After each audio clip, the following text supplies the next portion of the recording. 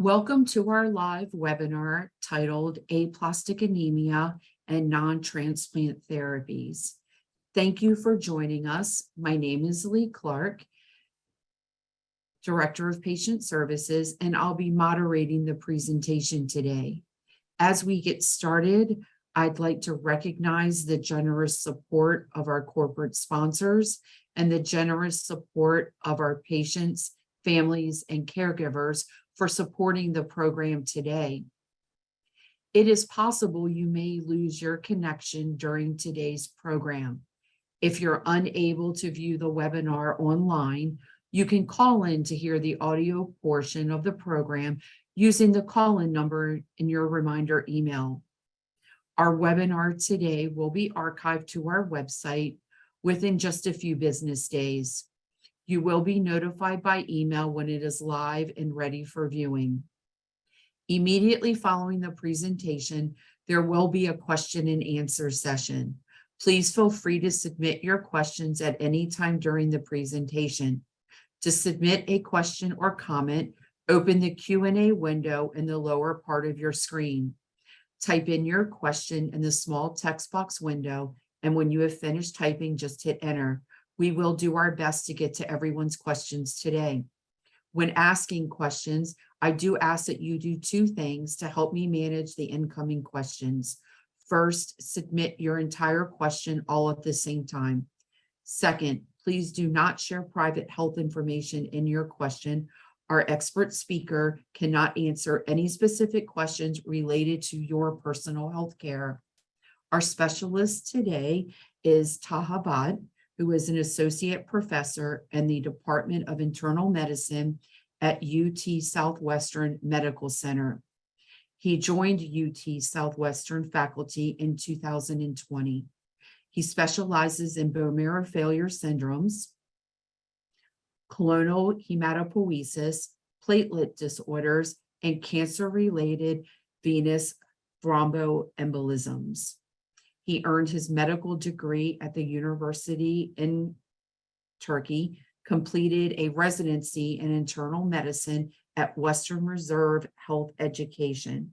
He received advanced training in bone marrow failure syndromes through a fellowship at the Cleveland Clinic Foundation and in hematology and oncology through a fellowship at the University of Buffalo Roswell Park Comprehensive Cancer Center. It is my extreme pleasure to welcome Dr. Bhatt.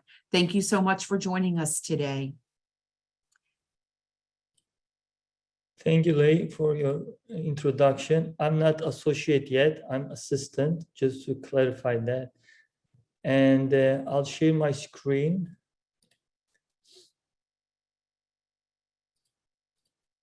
I hope everybody's able to see my screen. As Leigh pointed, my name is Taha, and I'm in Dallas. So working at UT Southwestern in the bone marrow failure clinic. So today I have a privilege to talk about aplastic anemia and non-transplant treatment options. And this is my outline of this talk. We will be talking about the terminology. We will go over some history, how we make the diagnosis of aplastic anemia, and how we classify our patients. And then we will talk about the treatment options. I will more highlight on non-transplant options here today. And then obviously, because we are talking about the immunosuppressive treatments, we will be talking about the clonal evolution.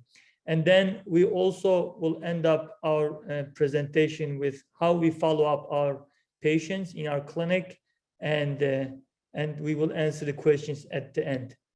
So for terminology, I'm pretty sure most of our aplastic anemia patients well known this illustration. As you know, the stem cells, the hematopoietic stem cells, are giving rise to two different subpopulations. One is myeloid, the other one is lymphoid stem cells. Myeloid stem cells give rise to red cell, platelets, and granulocytes, mainly neutrophils, eosinophils, and basophils. And then the lymphocyte, lymphoblast, or lymphoid stem cells give rise to B, T, and natural killer cell. So as a whole, for lymphocytes as well as the granulocytes, we name them white blood cells. And then, as you know, the platelets are small bandages inside the blood vessels, keeping the bleeding to stop. And then red cells are carrying the oxygen. So there is two more terminology that I should highlight. Is one is reticulocyte, which is a precursor red cells, which is most of the time diminished on the aplastic anemia patient because marrow is not producing the stem cells. And then there is also another entity called reticulated or immature platelets, which is a precursor platelets. We usually track them when we are observing the treatment response. So they are forerunner for the platelet production. So how do we make the diagnosis? How do they present, and what is the classification? So I will go over a case that I did see a couple months ago. She is a 69-year-old female patient with petechial rash, referred to me for pancytopenia. When she came in, she had a hemoglobin of 7 with the WBC 3.2, ANC 1.5, and platelet count was 8. And when we did the pancytopenia workup, she had unremarkable workup from the peripheral blood that includes HIV, CMV, EBV, and hepatitis panel. And she did not have any parvovirus condition. So how does the regular aplastic anemia patient can present? They may present with a bleeding and of any kind or bruising. They may have a heavy or irregular menstrual bleeding in an acute setting that usually happens in 3 to 4 months before they present to the doctor because it's very severe bleeding. They may have a pallor, fatigue, short of breath because of the low hemoglobin, or they may have a infection because of the white blood cell being low.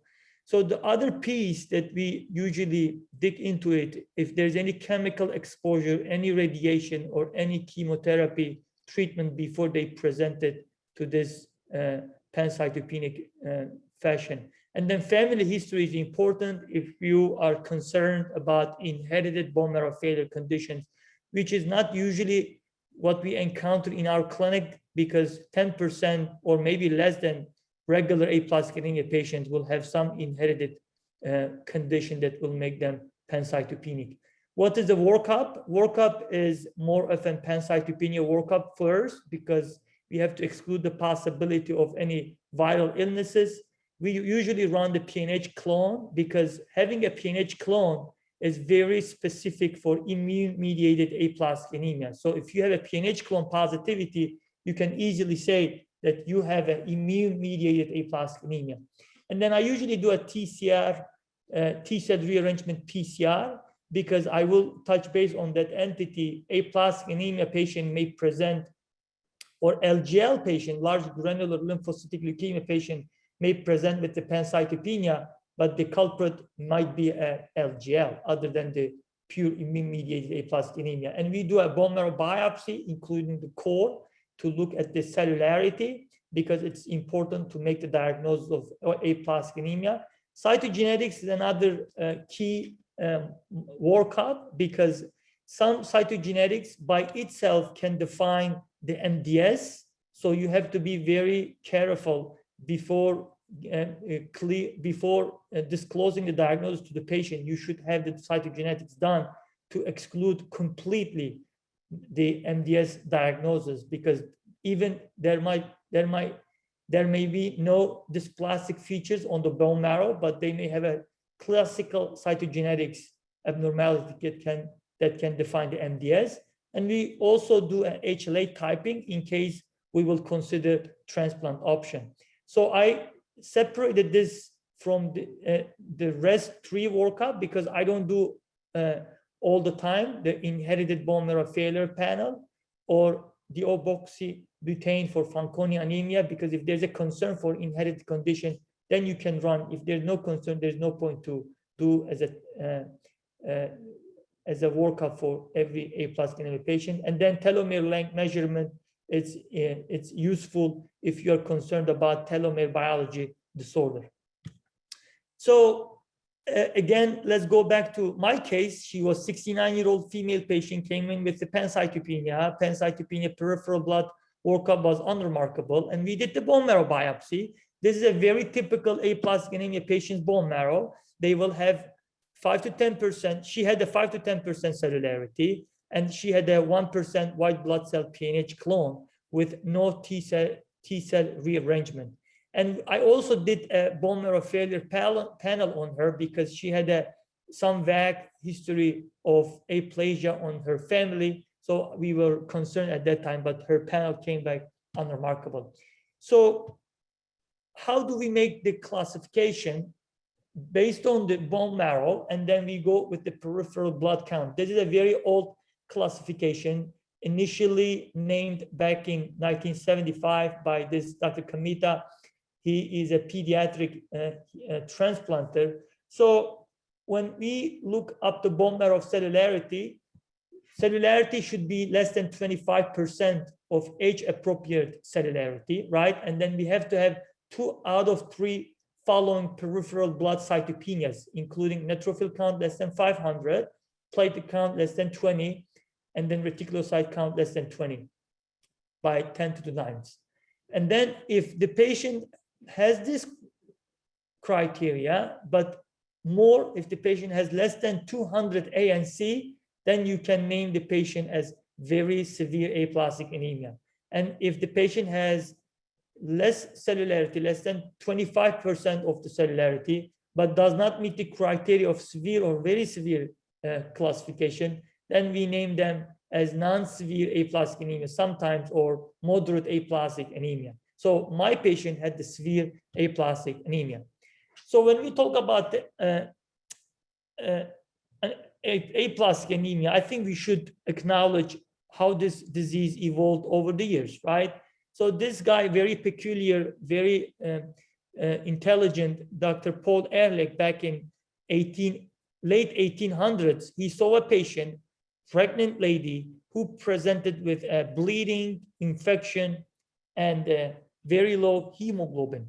So when they did the biopsy from the femur bone, they found very low cellularity.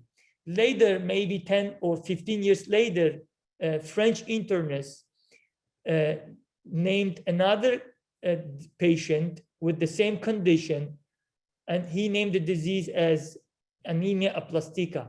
Later on, in early 1900, from the University of Pennsylvania, the group of scientist people collected case series of these pancytopenic patients with a low cellularity per bone biopsy, not bone marrow, bone biopsy.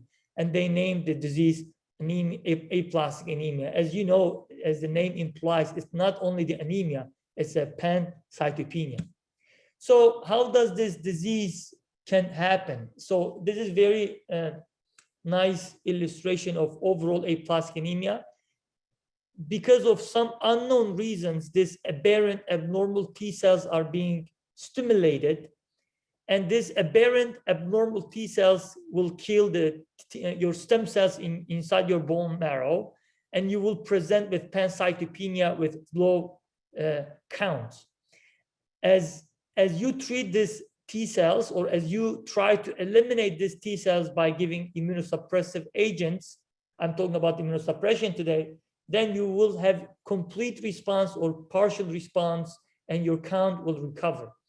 And in late disease, after 10 to 15 years, there is a risk of having a relapse of disease, or there is also risk of clonal evolution. So particular stem cells who harbors abnormal or I would say bad mutations, somatic mutations, they can expand and proliferate, and you may have a clonal evolution and can progress into the myeloid malignancies.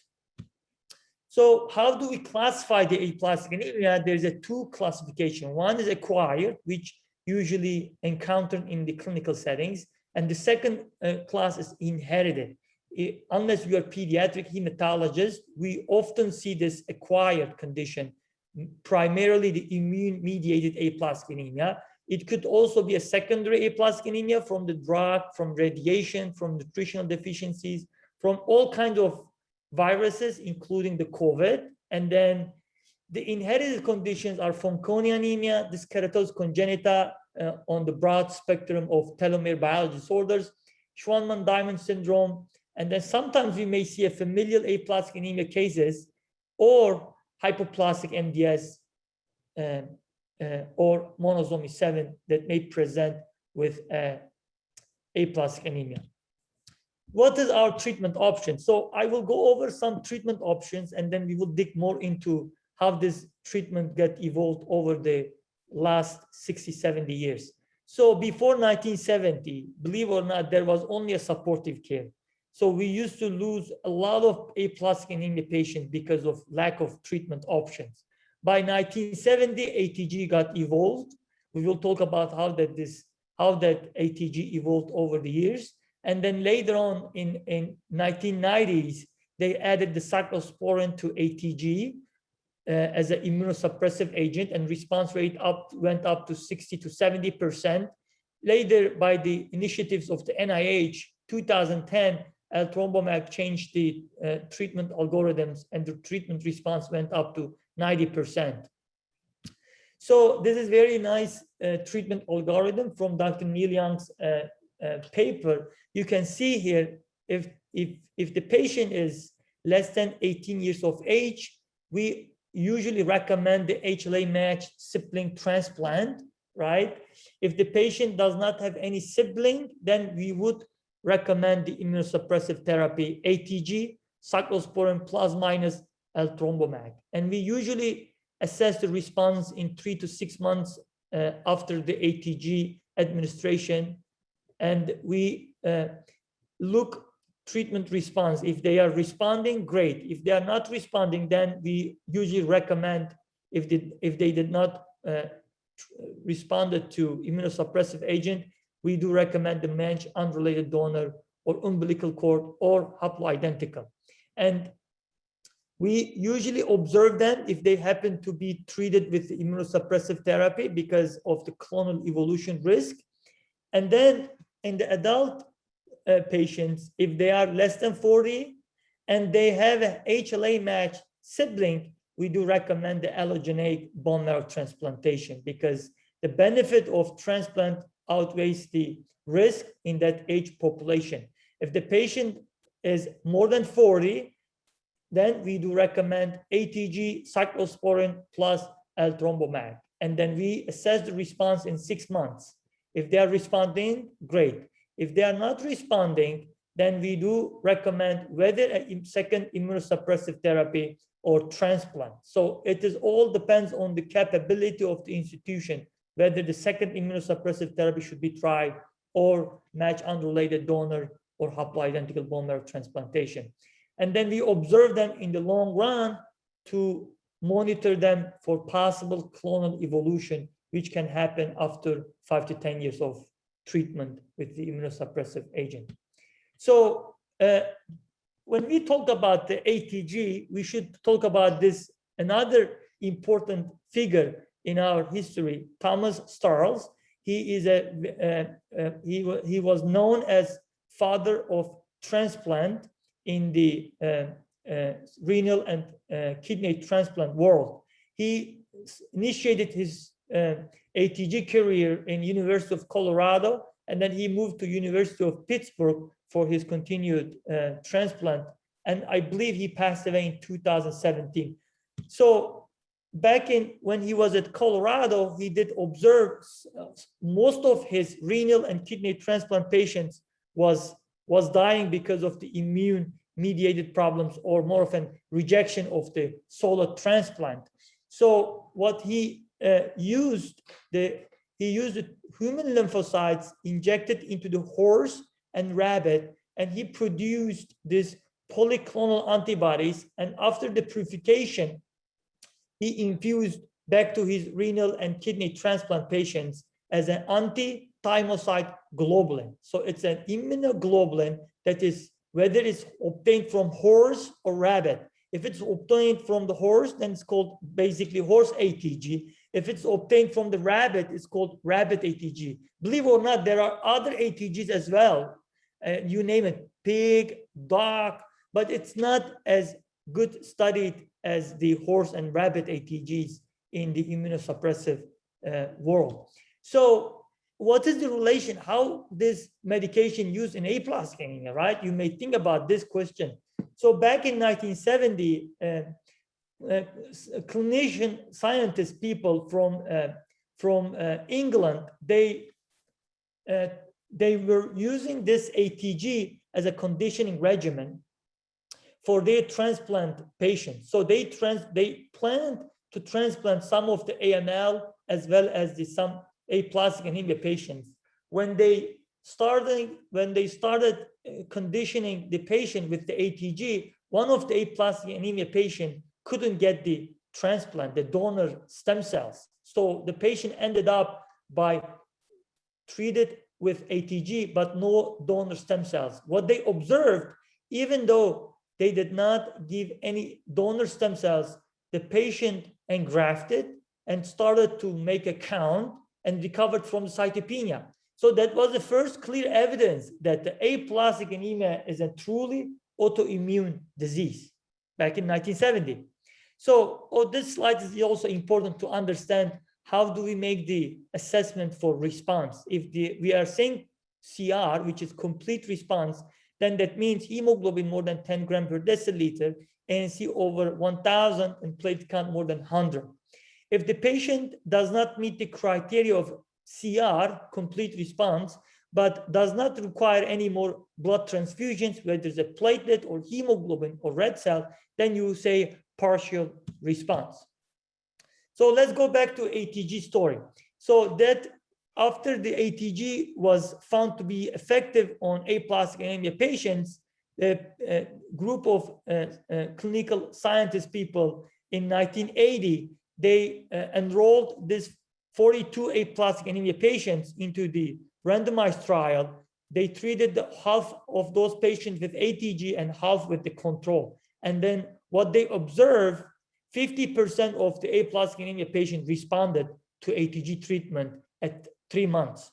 Later on, by the initiatives of NIH, Dr. Neil Young, they combined ATG and cyclosporin on their 50 patients, and they observed up to 75% response rate by adding the cyclosporin into the ATG immunosuppressive agent. Later on, many other groups from the globe, around the globe, showed similar efficacy of combining the ATG with the cyclosporin up to 77%, with the relapse rate up to 30% and clonal evolution rate of 10% in 5 to 10 years. So what is the side effects of each medication? So because we are using this medication on every immunosuppressive eligible patients, so cyclosporin can make the tremor, is a nephrotoxic medication. Usually it is a reversible. Once you stop, the kidney function should get back to normal range. Can make the high blood pressure. To avoid any drug interactions, we usually recommend the Norvasc, amlodipine, for patients' blood pressure issues. Can make the hairness and gum swelling, and also can increase the risk of skin cancer. So it's important to be checked by the dermatologist on a regular basis while you are on cyclosporin. Horse ATG should be given in the hospital, must be given in the hospital because of the hypersensitivity reaction with fever, chills, and rigors. We do usually treat the patient with prednisone, high-dose prednisone, and we do wean that down very slowly at the outpatient setting, just to avoid the serum sickness, which is usually happening after 5 to 10 days of hospital discharge. And Eltrombopag can make the liver dysfunction rash, but usually is very well tolerated medication compared to other two. So you may ask this question, can we add any other medication to ATG cyclosporin to get benefit, more benefit out of this immunosuppressive agent? The answer is no. There is no any other medication, including the GCSF, EPO, danazol, mycophenolate, sirolimus. There is no any other adding benefit of adding this medication upfront to ATG cyclosporin. And the other question you may ask, because we touched base on this entity, does horse ATG is better than the rabbit ATG? in the first line setting, the answer is no. Horse ATG is much better than the rabbit ATG that was shown in multiple different trials. It was a little bit surprised when they started these trials back in the days, when they compared rabbit with the horse ATG, because the expectation was the rabbit ATG will be more effective than the horse ATG given the higher immunogenicity of the rabbit. But the answer was wrong. Horse was much better than the rabbit ATG in the first line setting. The third question you may ask, can we taper the cyclosporin, or shall we taper, or shall we stop after the 6 months? The answer for that question, based on this trial that was done, I believe in 2010 around, when they grouped the patients and when they treated the patients beyond 6 months up to 24 months with the lowest dose, and then they compared with their historical data, and there was a benefit of weaning down beyond 6 months up to 2 years. Another question you may ask, can we go cyclosporin? Can we take the cyclosporin beyond 2 years? The answer is yes. I usually keep the patient on cyclosporin lowest dose possible to avoid any toxicities beyond two years, just to keep that aberrant T cells in remission. So how does EPOC get approved? So this is a trial that was initiated by NIH group. They initially did try this medication on refractory aplastic anemia patients back in 2010, 2012, and later on they did this combination of triple therapy, ATG, cyclosporin, Eltrombopag, and they stratified the patients based on the Eltrombopag day start and finish day. So in cohort 1, the patient started the Eltrombopag on day 14 and they went up to 6 months. On cohort 2, they started it on day 14 up to 3 months, and then cohort 3 treated with Eltrombopag from day 1 to 6 months. And they continued the treatment up to 6 months of Eltrombopag, cyclosporin, and with ATG given on the first 4 days.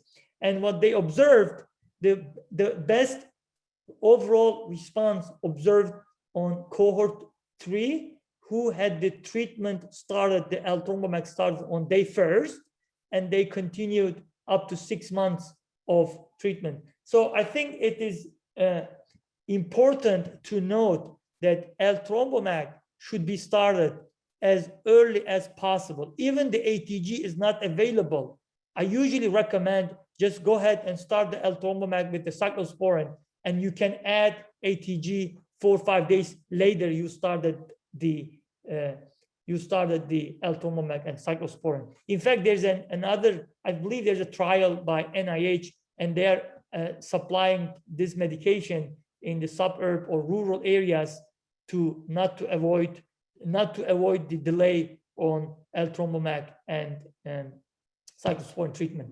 And then later on, because the trial that was conducted by NIH was phase 2, the group of scientists, people from European Society of Blood and Marrow Transplantation, they did a phase 3 trial by adding the Eltrombopag into the standard immunosuppression, ATG, cyclosporin, and they compared with the ATG cyclosporin. So you can see here, 100 patients received horse ATG cyclosporin, and half, 100%, up to 100%, around 100% received horse ATG cyclosporin with Eltrombopag. One difference was that they started the Eltrombopag on day 14, and they continued Eltrombopag up to 6 months.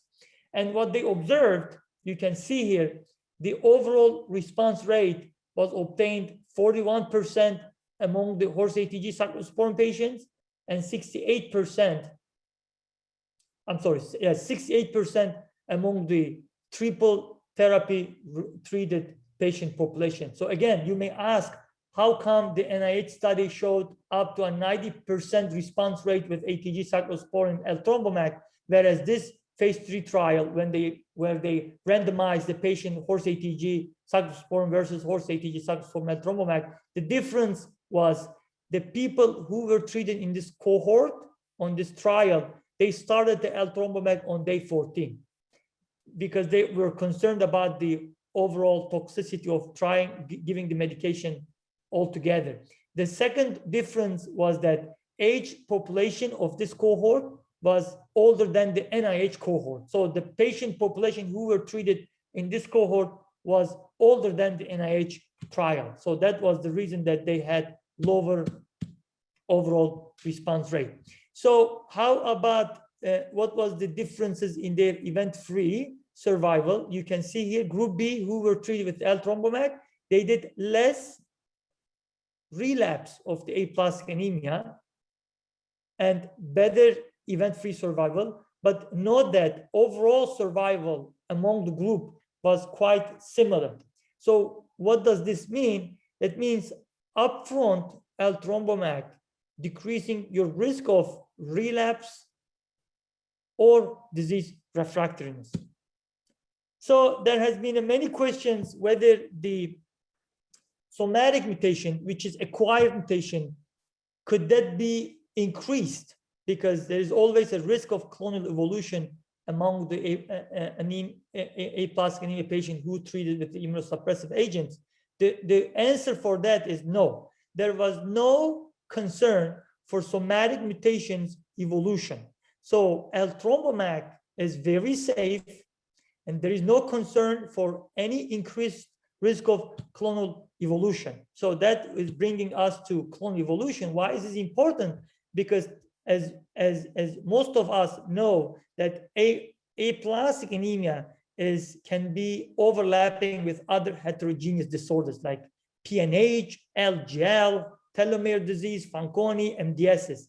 And there's a risk of clonal evolution if the patient treated with the immunosuppressive agents, which means later in life, the patient can progress into MDS or AML, right?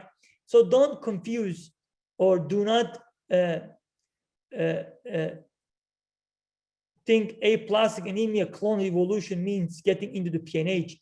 Aplastic anemia patients can get into the PNH is not because of the clonal evolution.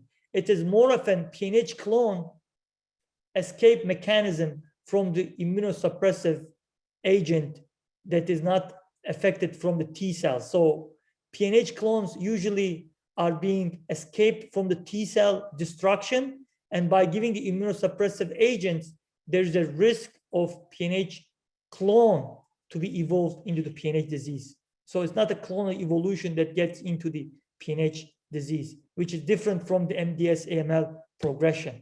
So this is a study that was done by NIH, just recently published. They wanted to see if they can stratify the patients based on their clonal evolution to low risk and high risk, because it's important when you are considering the immunosuppressive agent treatment. So they stratified based on their cytogenetic abnormalities, with if the patient has isolated chromosome abnormality with no morphologic dysplasia, then they named the disease, they named that patient low risk by looking retrospectively. And then they also looked up if the patient has any overt MDS AML or chromosome 7 loss, which is called deletion 7q or deletion 7. And then if there was any complex karyotype, then they named that patient population as high risk. You can see here almost 15% of all cohort patients had the clonal evolution in 5 to 10 years. And what they found, the patient population or patient who had older age had higher risk of clonal evolution, right? So, and then the patient on the patients who happened to have higher ANC count at the time of the initial diagnosis had higher risk clonal evolution over the years. And they also looked up if there was any concerning high risk evolution by treating the patient with the Eltrombopag, and they did not see any increased risk of high risk evolution. What they observed, they did observe on patients who were treated with Eltrombopag. They had expedited clonal evolution, but they did not have any high-risk clonal evolution. Most of them was the low-risk clonal evolution. So what we believe that EPAC, Eltrombopag, can increase the risk of low-risk clonal evolution, but not the high risk. So we should not be sparing this medication by just concerning from the low-risk clonal evolution, because there is no data to be concerned. At least we don't have any data for 5 years follow-up. There is no concern for high-risk evolution by getting the EPAC Eltrombopag treatment.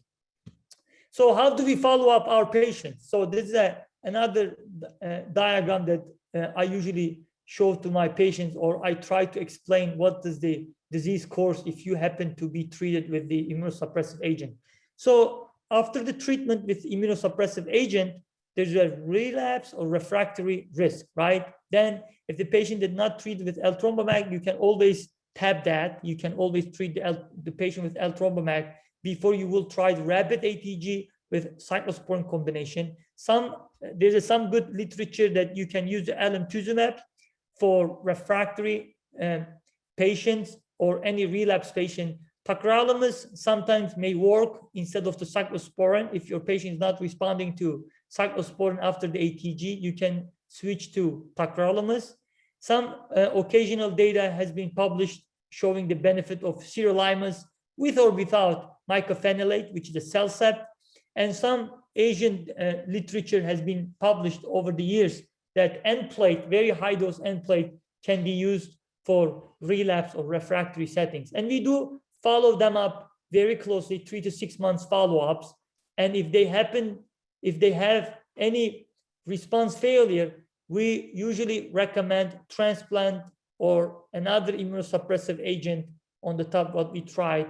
Or if there's any clinical trial, we can also suggest that. And then we also follow up aplastic anemia patient in the long run because of the risk of clonal evolution. So the clonal evolution, I stratified them based on low risk, deletion 13q, trisomy 8, deletion 5q, deletion 20q. Those are all low risk cytogenetic abnormalities.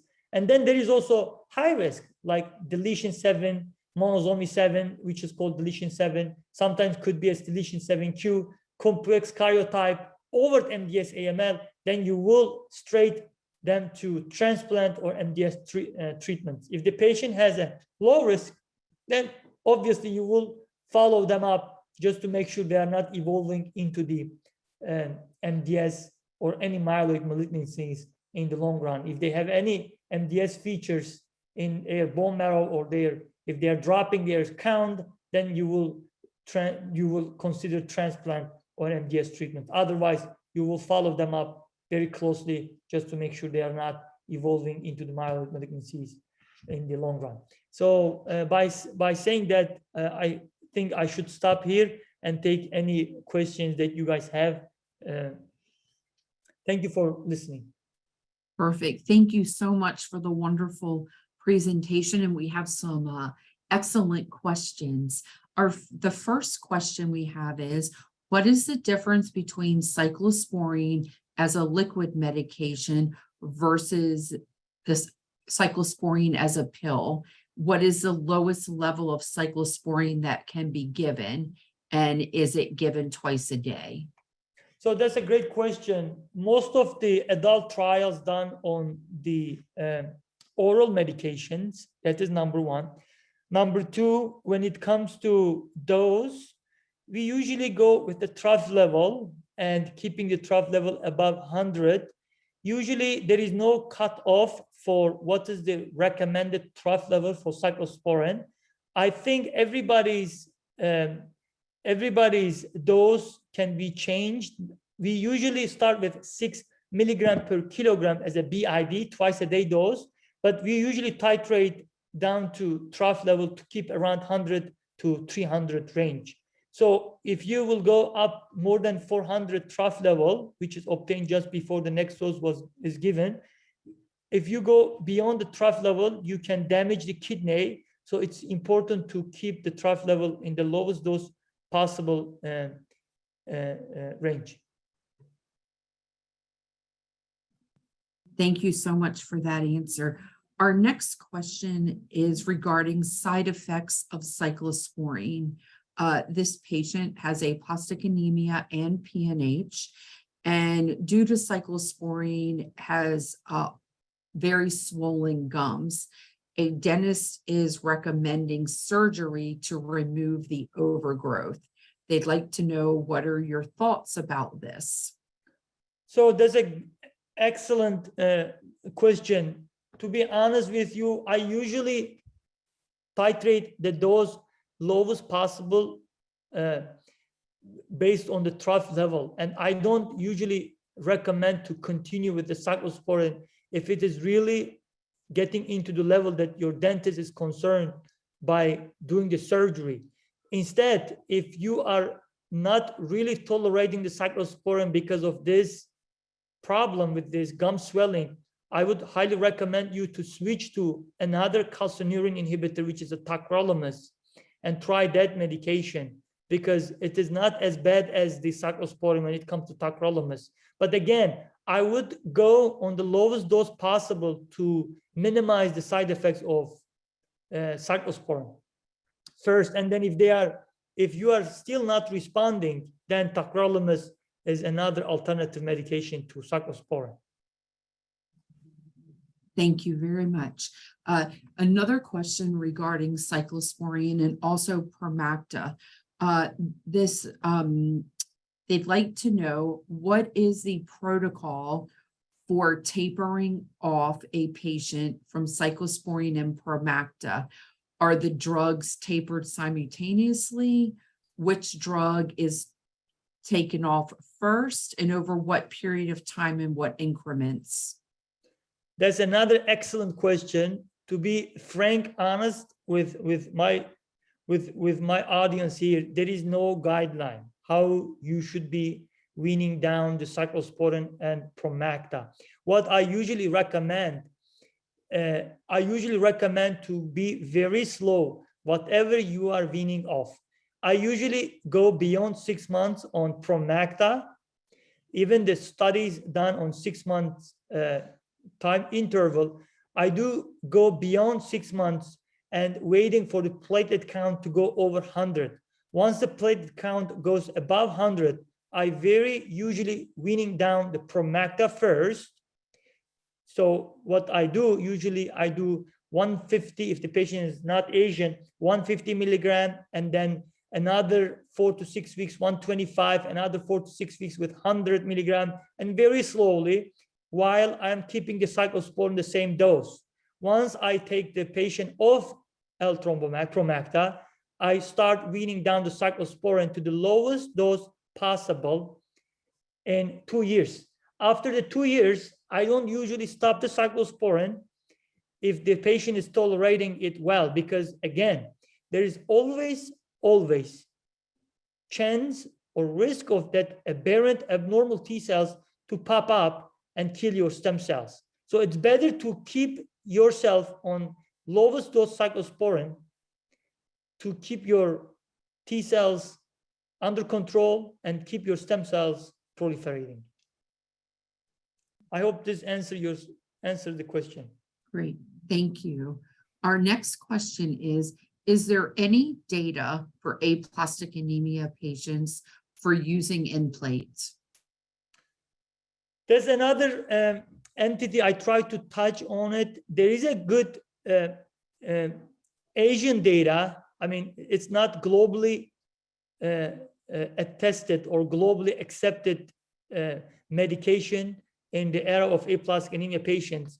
I usually try in the refractory setting. I don't usually try upfront. I don't substitute Promacta with end plate. So, but if you are not responding to Promacta, and if you are not responding to second line immunosuppressive agent with rapid ATG or alemtuzumab, I usually recommend end plate before you will get into the transplant if you are age more than 50 to 60. So end plate, and the ITP dose that we use is can go up to 10 microgram per kilogram weekly. And in the aplastic anemia setting, they tried very high dose, 20 microgram per kilogram per week. So the treatment dose in aplastic anemia is different from the treatment dose that we use for our ITP, immune thrombocytopenia patients. But there is some data that is shown to be beneficial, but not upfront in the refractory setting. Thank you. Our next question is, after successful immune therapy, this patient is now suffering from clonal evolution. They'd like to know, is there a therapy that can slow this down? So, I mean, again, if it depends on what kind of clonal evolution that our patient is suffering. If you are having a low risk, overall, there is no particular medication that is recommended. Okay, so there is no particular medication, whether you are low risk or high risk. So if you have a high risk, obviously you should be seen by transplant people, because then we will be concerned about very rapid progression into the MDS AML.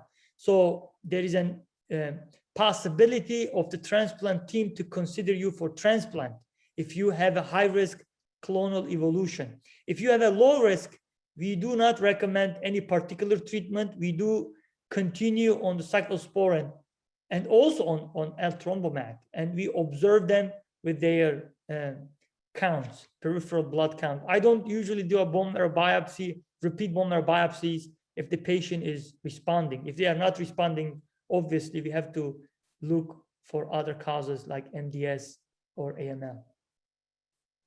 Thank you. Our next question is, what can cause the white blood cell count and absolute lymphocytes to fluctuate? That's an excellent question. On some occasions, we do see these fluctuations of lymphocyte count and neutrophil count right after we treat the patient with ATG while they are on cyclosporin.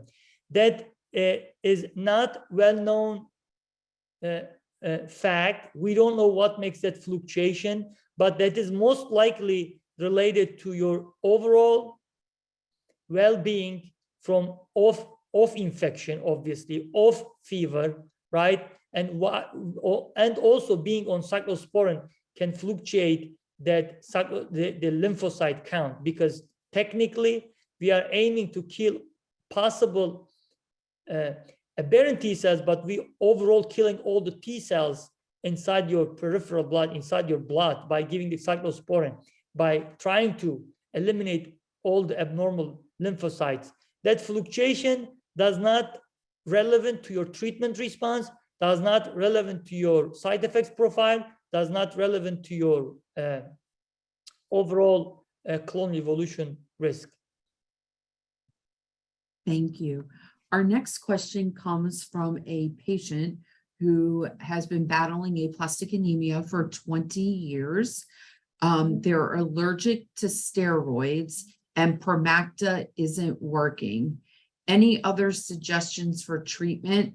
They're currently stuck living on transfusions. Yeah, I'm sorry to hear that. I hope some good treatment response you will obtain from some particular immunosuppressive agents.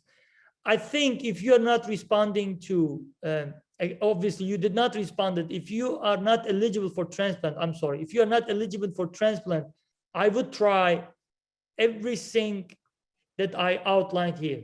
I'm happy to help your local hematologist to arrange this, any medication to try, because again, there's data for each medication that's shown to be beneficial in refractory settings. So if you did not try alemtuzumab, move to alemtuzumab. You should be on sub-Q 10 milligram weekly dose. I can help with that. And then if you are not responding to cyclosporin, then you can try tacrolimus. If you did not respond to tacrolimus, you should combine or with by itself sirolimus with or without mycophenolate. And also romoplastin, you should try the high dose romoplastin. And we usually say wait for 6 to 8 weeks on each medication. If you are not responding, move to next one, move to next one, move to next one. And if you are failing all of these medications, you should definitely get expert opinion in some way that you will be able to get a trial enrollment or any other medication that may be not tried on the phase 2 trials yet, including some big institutions, including NIH, right? So please do not sit only on transfusion. Try to get some help and I'm happy to share my email, and my email is also on my website. So you guys can access an email if there's any particular question that I will be able to help with that. Thank you so much for that. Our next question is, pure red cell aplasia has many similarities to aplastic anemia. Are there any significant differences in treatments? Excellent question. The treatment algorithm is a little bit starts with less toxic than the ATGs when it comes to pure red cell aplasia. So we usually start with a less toxic immunosuppressive agents, cyclosporin, tacrolimus, methotrexate, Cytoxan. And if the patient does not respond, I usually try sirolimus as well before I try anything else. And if the patient is not responding, the salvage treatments is ATG with cyclosporin. Promacta is not tried on pure red cell aplasia patients. And if the patient is not candidate is ATG cyclosporin, you can always consider the alemtuzumab, the sub-Q alemtuzumab treatment. Again, for pure red cell aplasia as well, I'm very happy to answer if there's any question with the pure red cell aplasia. So that is something that we usually wait for 4 to 6 weeks for each medication. If you are not responding to any medication that I outlined here, you should be moving to next step, next step, next step, next step. Even transplant, even pure red cell aplasia patient can be transplanted if they're eligible, right? So please seek for further recommendation. Do not sit on transfusions. If you are not responding, most likely there is some reasons. Maybe you are hypogammaglobulinemia. Maybe you have some sort of hepatitis that is not defined in your case. Maybe you have something that is not clearly outlined in your diagnosis workup. So please do not sit on transfusions. Try to get and help with another immunosuppressive agent. And if you fail on immunosuppressive agents, try to get a transplant. So I'm happy to answer any question if you guys have any particular. Thank you very much. Through my email. So thank you. The next question is it possible to have acquired aplastic anemia after a transplant for AML while on immunosuppressants for graft versus host disease? So as we know, GVHD by itself, it is some immune system alterations. And when it comes to aplastic anemia after the transplant, it is possible because what we talk here is all immune mediated diseases. And you can develop aplastic anemia after the transplant because of some sort of immunological abnormalities. It can happen, and you should be looking to get help, whether it's to make sure it is completely exclusion, completely AML exclusion before making the diagnosis of aplastic anemia. Because as we all know, that aplastic anemia means hypocellularity, low cellularity. So AML patients may also get into AML relapses by just having the low count, low cellularity. But having aplastic anemia after the AML transplant is also can happen. And that means you may need to be treated with higher, stronger immunosuppressive agent. Thank you so much for that. Our next question is, can you comment on current recommendations for aplastic anemia patients regarding the COVID-19 booster versus the emergency authorized drug, Evusheld? So for answering your question, as we all know, the data and any emergency use medications data is evolving in any immunosuppressive agent patients, immunosuppressively treated patient populations. So we usually recommend every single CDC recommendation. We usually follow what they recommend. We do not change our vaccination recommendation based on the aplastic anemia or if the patient has immunosuppressive on board. Having said that, using the emergency use authorized medication for COVID disease to combat, we do recommend that if you are immunosuppressed, if you are continued on cyclosporin, and if you want to avoid any possible COVID infection, you should be getting the antibodies. Again, every institution has their own phases when to administer this emergency use authorization medication. You should talk to your hematologist and get help how to get this medication to avoid COVID infections. So we do recommend this medication to prevent any COVID infection, including the boosters of the COVID vaccines. Thank you so much. We have two more questions. The next question is, this patient is using mouthwash to help them prevent infections. They'd like to know, is there any type of mouth gel that can help with the gums? The mouthwash does not do anything to help lower the overgrowth of the gums. Well, I mean, there is no particular one that has been shown to be beneficial over the other ones. But again, this is another similar question I tried to answer in the first couple minutes. I think you should talk to your hematologist to lower your cyclosporin lows, possibly to keep trough level around 100, 200. And if you are not tolerating, despite that you are getting the mouthwash, you should move to another immunosuppressive agent, not to be suffered from the side effects of the cyclosporin. And our last question, for immune therapy, can horse ATG put an MDS patient into remission, especially if the patient has the del-Q deletion genetic mutation? What did you mean by del-Q? Did you mean by deletion? Deletion Q.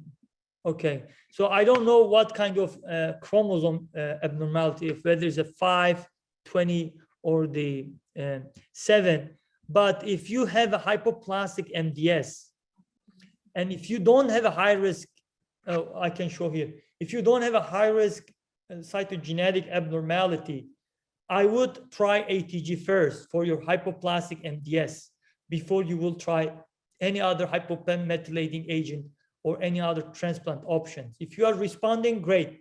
If you're not responding to ATG because of low risk cytogenetic abnormalities, then you should move to transplant or more MDS directed therapies. But if you have a high risk cytogenetic abnormalities of any kind of Q, that is including 7Q, you should have a discussion of transplant before you will try the ATG. Having said that, as you know, ATG is one of the conditioning regimen.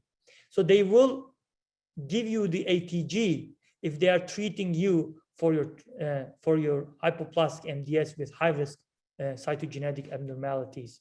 But again, you should not be trying only ATG if you have a high risk MDS disease.